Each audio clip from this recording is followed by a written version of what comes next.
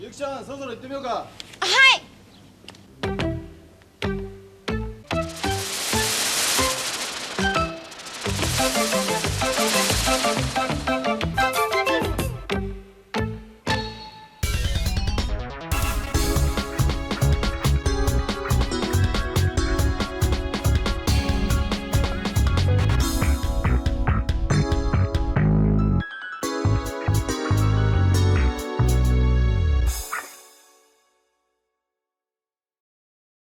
Sukeban Deka Season 1 was a somewhat faithful retelling of the manga by the same name, with a deviation due to a low budget cutting the show short, as well as Yuki Saito wanting to focus on her idol career. But with Season 1's success somewhat surprising the staff behind it, they would take the opportunity to take Sukeban Deka II to the next level, where Yuki Saito would pass the torch on to a new Sukeban, Yoko Minamino. Following the events of the first season, there was a need to create a second Sukeban Deka, and a young girl named Godai Yoko. When everyone found out about this sudden change, the question on everyone's mind was, would she live up to the Sukeban Deka name?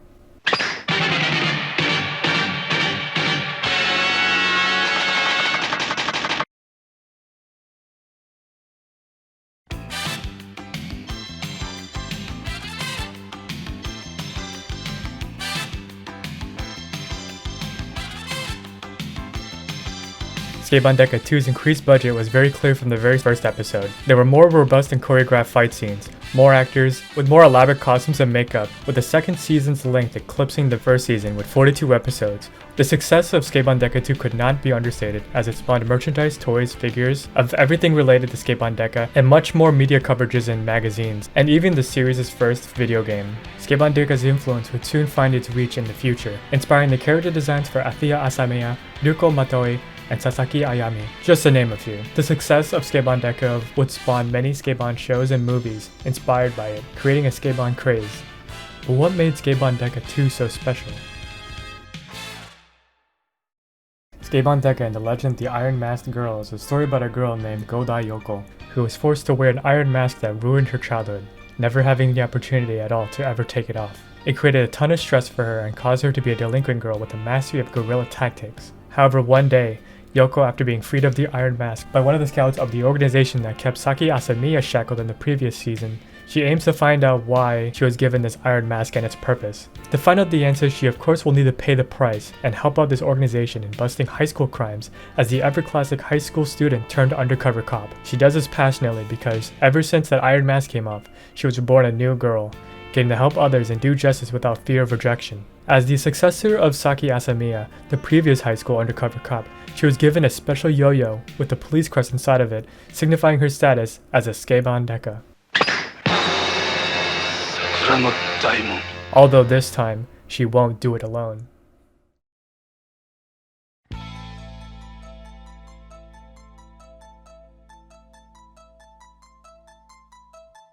Yukino Yajima, your average Yamato Nadeshiko, brings mastery of traditional Japanese martial arts, whether armed with a Tegaki Shuko, a wooden staff, parasol, or floor pillow. Yukino shows her worth in the fight against crime with purity, perfectionism, with a smile, with her chauffeur Miyamoto not far behind. Yukino shows great admiration for Yoko's passion to help fight high school crimes, and lends her hand to Yoko.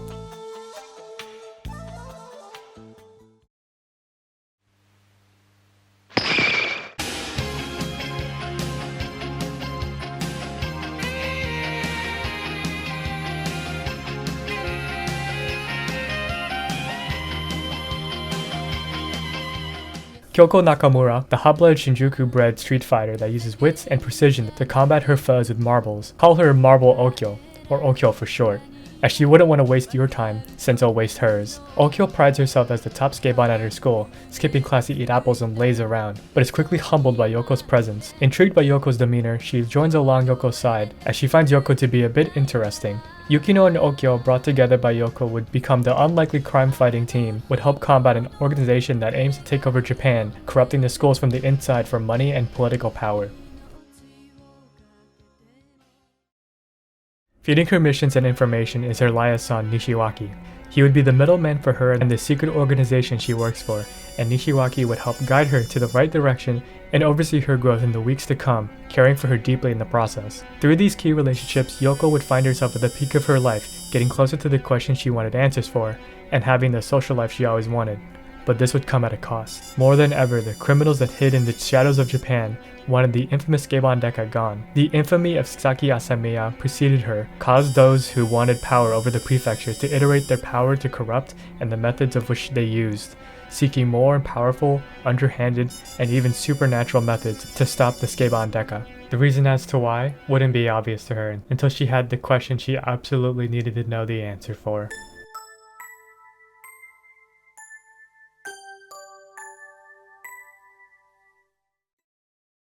Yoko Minamino, the actress that plays this season's Sukeban Deka, was born on June 23, 1967, in the Hyogo Prefecture. She would succeed in an acting audition in her second year in high school, where, in that coming summer, she would move to Tokyo to pursue her acting career. She made her TV debut in a show called Meimon Shiritsu Joshi Koko, working under the talent agency S1 Company. While still unknown as she was still starting out her career, she would be featured prominently in unusually large photos in Seinen Manga magazine. Sometime after, she would get her role in Sukeban Deka II, and soon after the movie, and was quickly nominated at the 11th Annual Japan Academy Prize event as Rookie of the Year. Minamino wasn't only an actress. As a singer, she made her debut in 1985 with her song Hazukashi Tsugite on June 23, 1985, although she was mostly known for being a good actress. Interestingly, in 1988, Minamino would reach a #1 spot for sales of publicity's photo shoots sold, setting a new record, even being recognized by the country Grenada when they had photo stamps of her 2 headshots of her. Minamino would continue to succeed in her acting career, even after switching talent agencies, and would branch out to new territory doing her first nudes appearances in the 1982 film Kantsubaki and Watashi o Daite Soshite Kishite, later that same year winning Best Actress in 14th Yokohama Film Festival of the latter. Akie Yoshizawa was born on October 20th, 1968 in Tokyo. Yoshizawa would play Yukino in Sukeban Deka II, but interestingly, simultaneously selected as a member of the J-pop female band Onyanko Club as member 25 after passing Fuji TV Idol o Sagase Sukeban Deka II special audition. This would force Yoshizawa to juggle both her life as Onyanko Club member 25 and Yukino of Sukeban Deka II, and possibly a byproduct of this was having Yukino briefly blinded for a couple of episodes, possibly due to scheduling conflicts. She made her debut at the end of 1985 by releasing her single Naze no Arashi, or The Storm of Y, which was featured as Sukeban Deka II's first ending. With her being member 25 of Onyanko Club, this would naturally let them appear in Sukeban Deka II, even after her graduation in Onyanko Club. After the success of Sukeban Deka II, it would seem that she liked the idol life more than acting, so she would focus on her singles and albums from 1985 to 1996, where she would eventually retire and marry, and settle down with her life. Haruko Sagara was born on March 1, 1968, debuting in 1985 with her role as Okyo in Sukeban Deka II. She would win the award for Best Supporting Actress in the 11th Yokohama Film Festival in Dotsui Itarunen. She would experience a good music career and would even get one of her songs, Virgin Heart, to play in Sukeban Deka II. It's also worth noting that she also was in a movie with Yuki Saito in Koisuru Onotachi, Yuki Saito of course being the first Sukeban Deka Saki Asamiya. Although after 10 movies, 20 TV series, 10 singles, and 2 albums, she would quit her time in the spotlight in 1995 to settle in LA and get married. Interestingly enough, she has a sort of clothing brand based in Hawaii that sells handmade knitted clothing, which you can find here on Instagram.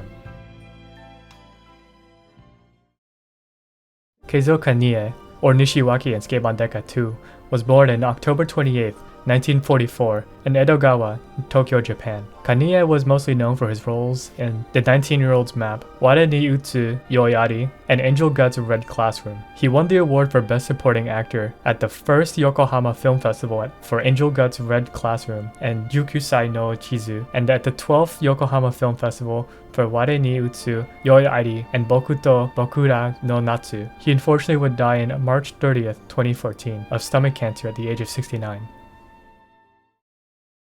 Yoko's character in Sukeban Deka II is probably something that may hit home for a lot of viewers, being rejected and misunderstood as a child, trying to fit in, for little justifiable reason, while eventually growing older and eventually breaking the cycle of rejection, but having to focus on your responsibilities when you're older. However, in Yoko's case, Her early childhood was taken away by a simple bulky iron mask. It was never anything about her specifically. Why did this iron mask exist? All Yoko knew was that it was apparently for her own good, and should she take it off, she would be destined to die. With the iron mask off of her face, she aims to live her life for her and her new friends, determined to continue life for them and the peace of the people all over Japan. One of the vocal songs, sung by Minamino herself, that plays in certain episodes of Sukeban Deka II goes by the name of Sayonara no Meimai, or Vertigo of Goodbye.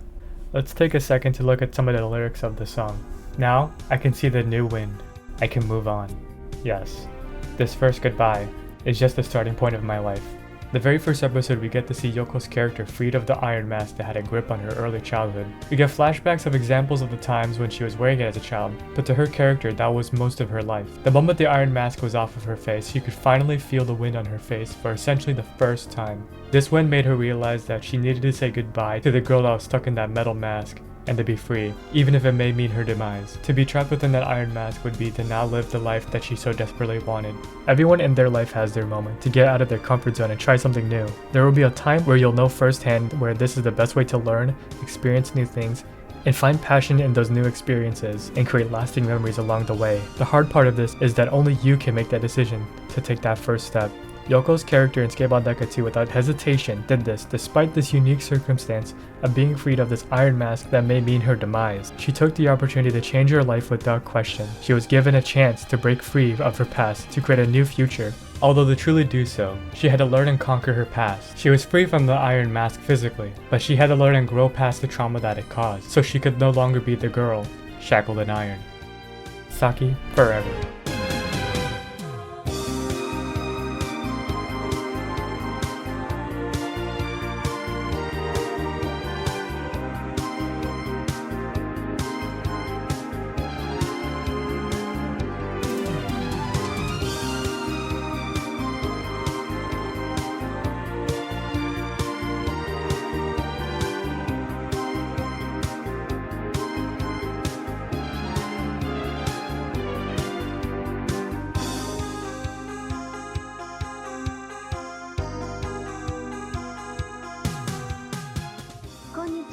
南野陽子です。